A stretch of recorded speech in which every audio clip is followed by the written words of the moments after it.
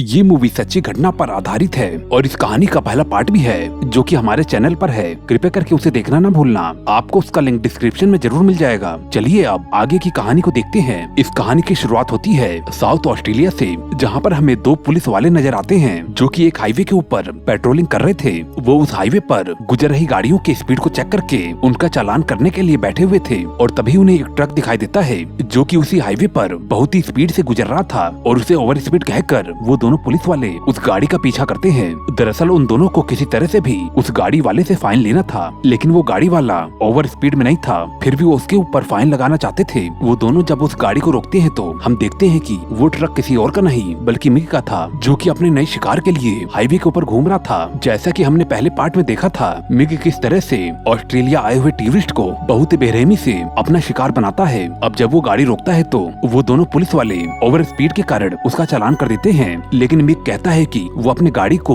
Limit में चला रहा था। अब उन पुलिस वालों को उनकी गाड़ी में खून नजर आता है, लेकिन मिक बताता है कि वो सुअर का शिकार करता है। लेकिन वो दोनों पुलिस वाले उसकी कोई भी बात को नहीं सुनते और कहते हैं कि तुम्हारी गाड़ी बहुत ही ज्यादा पुरानी है, इस वजह से इसे अब कभी भी मत चलाना और ना ही हमें इस हाईवे पर दोबारा कभी नजर आना। इसके बाद वो उसे चालान थमाकर उससे फाइन लेकर वहाँ से चले जाते हैं, जहाँ पर कि वो रास्ते में मिक की बेवकूफी का मजाक बनाते हैं। और उनमें से एक पुलिस वाला जो कि कार चला रहा था, उसे तो मिक की हालत को देखकर बहुत ही ज्यादा मजा आ रहा था। तभी इसी बीच हम देखते हैं कि उस पुलिस वाले के ऊपर मिक पीछे से शूट कर देता है और जिससे कि उसके सर के टुकड़े टुकड़े हो जाते हैं। ये सीन देखकर उसके साथ वाला पुलिस वाला कार को कंट्रोल करने की कोशिश करता है, लेकिन वो कार क्रैश हो जाती है और मिक भी वहाँ पर पहुँच जाता है और वो उस घायल पुलिस वाले को वापस से उस कार में बैठा देता है और उसे वो चालान देकर उसके ऊपर पेट्रोल छिड़क कर उसे जला देता है और फिर वहाँ से चला जाता है। अब मूवी की कहानी आगे बढ़ती है, जहाँ पर हमें एक जर्मन कपल को दिखाया जाता है जो कि एक ट्रिप पर जाने वाले हैं और वो लोग उस ट्रिप के लिए वुल्फ क्रीक पर ही जाने वाले हैं, जिसके लिए वो बहुत ही सारी तैयारी करते हुए नजर आ रहे हैं। वो लोग इस ट्रिप को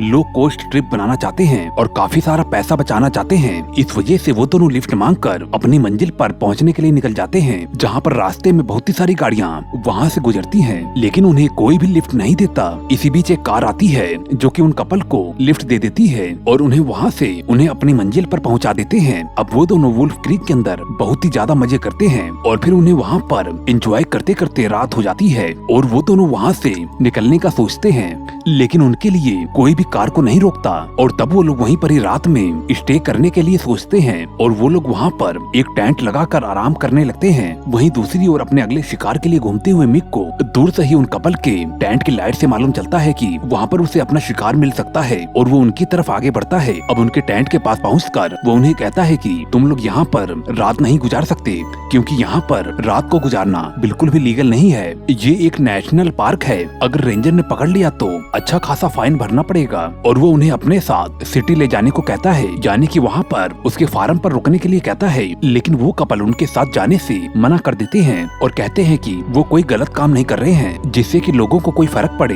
यहाँ पर कैटरीना को मिक का बिहेवियर काफी अजीब लगता है और वो अपने बॉयफ्रेंड को पुलिस को कॉल लगाने के लिए कहती है। इस बात से नाराज होकर मिक उसके बॉयफ्रेंड के ऊपर चाकू से हमला कर देता है, जिससे कि वो घायल हो जाता है और इसी बीच मिक कैटरीना को पकड़ लेता है और उसे भी नुकसान पहुंचाने की बहुत ही कोशिश करता है और उसके साथ रेप करने की भी कोशिश करता है। इस बीच उसका बॉयफ्रेंड उठ जाता है और मिक के ऊपर पीछे से हमला करता है, लेकिन वो घायल होने की वजह से मिक से ज्यादा देर तक नहीं लड़ पाता और मिक उसे उसकी गर्लफ्रेंड के सामने ही उसे बहुत ही बुरी तरह से मारता है और इसके बाद वो उसके सर को काट देता है। और ये सीन देखकर कैटरीना बहुत ही बुरी तरह से कांपने लगती है और वो बेहोश हो जाती है। आगे जब उसे होश आता है तो वो अपने आप को बंधा हुआ पाती है, जहाँ पर सामने उसे मिक नजर आता है जो कि उसके बॉयफ्रेंड की बॉडी को बहुत ही बेरहमी से काट रहा था। ये देखकर कैटरीना को अपनी जान का भी खतरा नजर आता है और वो किसी तरह से वहाँ से अपने आप को आजाद करा लेती है और घायल होते हुए भी वो हाईवे की तरफ भागने लगती है, लेकिन मिक भी उसका पीछा करता है। अब कैटरीना किसी तरह से मिक को जख्मा दे देती है और वहाँ से भागने लगती है। मेन रोड पर पहुँचने के बाद उसे एक कार आती हुई दिखाई देती है,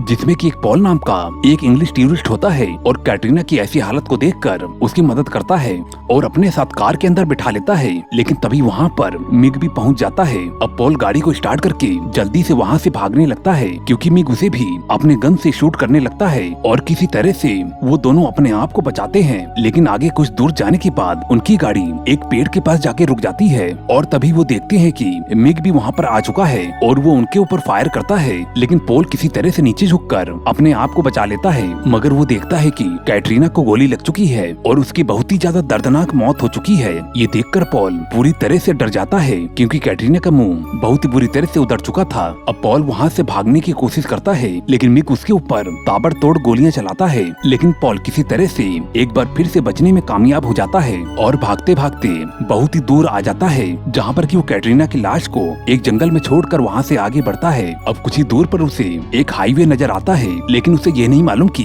उसे किस ओर जाना चाहिए। अब वो रास्ते पर गाड़ी रुकवाने लगता है, लेकिन कोई भी गाड़ी उसकी मदद नहीं करती। लेकिन वो देखता है कि दूर से एक ट्रक आ रहा है, जो कि अब कुछ ही दूर पहले रुक जाता है और उसके अंदर कोई और नहीं बल्कि मिक था। अब वो उसकी तरफ तेजी से अपने ट्रक को आगे बढ़ाता है। अब पॉल भी आगे आगे अपनी कार को लेकर भागता है। अब काफी देर तक उनका ये स्ट्रगल चलता है और किसी तरह से वो आगे बढ़ता है, लेकिन रास्ते में पॉल को बहुत ही सारे कंगारू नजर आते हैं, जिन्हें कि पॉल बचाते हुए आगे बढ़ता है, लेकिन मिग उनको कुचल देता है। अब कुछ दूर जाने के बाद पॉल का पेट्रोल भी खत्म होने लगता है और मिग तेजी से उसकी ओर बढ़ता है और पॉल अपनी पूरी पावर को लगाकर मिग से आगे बढ़ जाता है। उसे लगता है कि अब वो सेफ है, लेकिन तभी मिग उसकी कार का टायर पंचर कर देता है और उसकी कार खाई के पास जाकर रुक जाती है। लेकिन मिग अपने ट्रक से उसकी कार को टक्कर मार के उसकी खाई में गिरा देता है, लेकिन पॉल बच जाता है। अब मिग उस ट्रक को भी उस खाई के अंदर फेंक देता है, लेकिन पॉल इस बार भी अपने आप को बचा लेता है और किसी तरह से वहाँ से भागने लगता है। अब चलते चलते पॉल पूरी तरह से थक जाता है और कुछ दूर जाने पर उसे कुछ भी नजर नहीं आता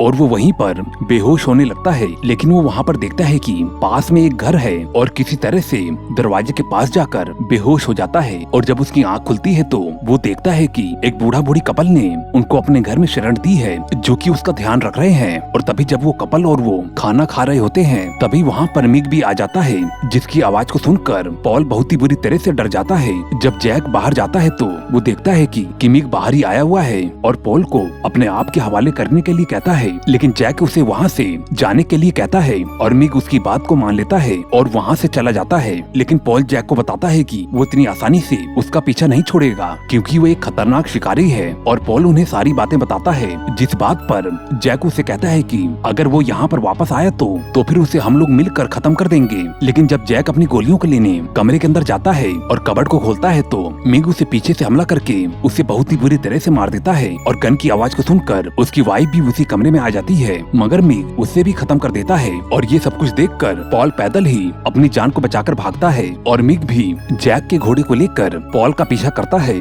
आगे हम देखते हैं कि पॉल को भागते भागते रात हो चुकी है और मिग भी उसका पीछा करते हुए उसे पकड़ लेता है और पॉल को हंटर से मारने लगता है। और इसी बीच पॉल बेहोश हो जाता है। जब उसे होश आता है तो वो अपने आप को बंधा हुआ पाता है, जहाँ पर कि उसे मिग बताता है कि तुम अगर उस लड़की की मदद नहीं करते तो मैं तुम्हें नहीं मारता, क्योंकि तुम्हें ऑस्ट्रेलिया के रास्तों में नहीं रुकना चाहिए और न ही किसी के लिए कार रोकनी चाहिए। इस वजह से तुम्हें इसकी सजा जरूर मिलेगी। और मिग उसकी जीभ को काटने ही वाला होता है और तभी पॉल उसे जोक सुनाने लगता है और वो उसका ध्यान बांटने लगता है। हालांकि ये बात मिग को काफी अजीब लगती है, जिसके बाद मिग उससे पूछता है कि वो कहाँ से है, तो फिर पॉल बताता है कि वो इंग्लैंड से है और एक ऑस्ट्रेलियाई सॉन्ग गाने लगता है, जिससे मिग भी काफी ज्यादा इम्प्रेस हो जाता है और पॉल को ड्रिंक ऑफर करता है और पॉल के एक हाथ को खोल देता है, जिससे कि वो ड्रिंक पी सके। और पॉल को बचने के लिए एक रास्ता बताता है और कहता है कि अगर उसने ऑस्ट्रेलियन हिस्ट्री से जुड़े हुए 10 सवालों के जवाब दे दिए तो मैं तुम्हें आजाद कर दूंगा। और साथ में वो ये भी बताता है कि अगर तुमने एक भी सवाल गलत दिया तो तुम्हारी 10 में से एक एक उंगलियां काटता रहूंगा। पॉल के पास कोई भी रास्ता नहीं था, इस वजह से वो उसकी बात को मान जाता है, क्योंकि अभी पॉल यहाँ पर एक हिस्ट्री का ही स्टूडेंट था। पॉल शुरू के 2 सही जवाब दे देता है, लेकिन पॉल तीसरा जवाब भी सही देता है, मगर मिक को वो जवाब गलत लगता है, जिससे कि वो उसकी एक उंगली को काट देता है। और अब पॉल उसे यहाँ से जाने देने के लिए कहता है, लेकिन मिक कहता है कि अगर उसने उसका अगला सवाल सही दे दिया तो फिर वो उसे जाने देगा। अब मिक पॉल से क्रिकेट से रिलेटेड सवाल पूछता है, लेकिन पॉल फुटबॉल के बारे में ज्यादा जानता था, जिस वजह से वो सही जवाब नहीं दे पाता। ऐसे ही वो चौथा आंसर भी गलत देता है। अब मिक उसकी एक और उंगली काटने के लिए आगे बढ़ता है और पॉल कहता है कि वो उसके दूसरे हाथ की उंगली काटे, क्योंकि दूसरा हाथ बंधा हुआ था। और मिग ऐसा ही करता है, जिससे कि अब पॉल के दोनों हाथ खुल जाते हैं और मिग अब ड्रिंक लेने के लिए चला जाता है और मौका मिलता ही पॉल पास में रखे हुए एक हथौड़ी को उठा लेता है और उसके आने पर पॉल उससे यहाँ से जाने के लिए पूछता है। तब मिग बताता है कि यहाँ से कोई भी जिंदा नहीं गया और तुमने मेरे शिकार को यहाँ से भगा दिया, अब तो उसकी जगह तुम्हें ही लेनी पड़ेगी। अब पॉल भी समझ जाता है कि मिग उसे यहाँ से जाने नहीं देगा। तब मौका मिलते ही मिग के ऊपर हथौड़ी से अटैक करके वहाँ से भाग जाता है और भागते भागते टनल के अंदर पहुँच जाता है, जहाँ पर उसे बहुत ही सारी लाशें नजर आती है जिनकी सिचुएशन बहुत ही ज्यादा खराब होती है, जिन्हें देखकर वो डर जाता है क्योंकि उनमें कीड़े पड़ चुके थे। और वहीं पर पॉल को एक चाबियों का गुच्छा मिलता है जिसे लेकर वो आगे बढ़ता है, लेकिन तभी उसे विक्टिम लड़की नजर आती है जो कि उससे हेल्प मांगती है, जो कि बहुत ही बुरी तरह से घायल थी और एक घोस्ट की तरह नजर आ रही थी। लेकिन पॉल उसकी कोई भी मदद नहीं करता और आगे बढ़ जाता है, जहाँ पर उसे एक रास्ता नजर आता है। लेकिन तभी वो देखता है कि कोई उसकी तरफ आ रहा है और वो वहीं पर छिप जाता है और उसके ऊपर अटैक कर देता है। लेकिन वो देखता है कि वो कोई और नहीं बल्कि वही लड़की है जिसने उसे मदद मांगी थी। और तभी पीछे से मिग भी आ जाता है और उससे कहता है कि तुम सिर्फ एक शिकारी हो, जो कि तुम मेरे लिए बने हो और मैं इस जंगल का राजा हूँ जिसका कोई भी कुछ भी नहीं बिगाड़ सकता, और तुम जैसे टूरिस्ट लोग तो बिल्कुल भी नहीं। और वो उसके ऊपर अटैक कर देता है और जब पॉल को होश आता है तो वो अपने आप को शहर के बीचों बीच पाता है और उसके हाथ में एक नोट भी होता है जिसके ऊपर लूजर लिखा हुआ था। मिग पॉल को बताना चाहता था कि वो एक लूजर है जो कि मिग के इजाजत के बगैर वहाँ से नहीं निकल सकता था। और इसके बाद वहाँ पर पुलिस आ जाती है और पॉल को ले जाती है और आगे हमें मालूम चलता है कि पॉल को कल्प्रेट माना गया और उसे मेंटल हॉस्पिटल में भेज दिया गया। और मिग आज भी उसी रेगिस्तान में बिना डर के घूम रहा है जिसने कि सैकड़ों लोगों को बहुत ही बुरी तरह से मार दिया है। और इसी के साथ ही ये मूवी यहीं पर ही एंड हो जाती है। दोस्तों अगली मूवी देखने के लिए हमारे चैनल को जरूर सब्सक्राइब कर लें। मैं मिलता हूँ आपको अगली वीडियो में। Okay bye.